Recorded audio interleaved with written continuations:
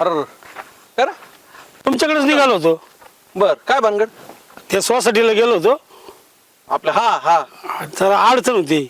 चेअरमनकडे गेलो होतो, म्हणलं कर्ज मागायला. बर पण चेअरमन सरळ सरळ नाही म्हणले राव मला. कोणता ते आपला चेअरमन हा अरे तो लय नालायक आहे श्यामराव.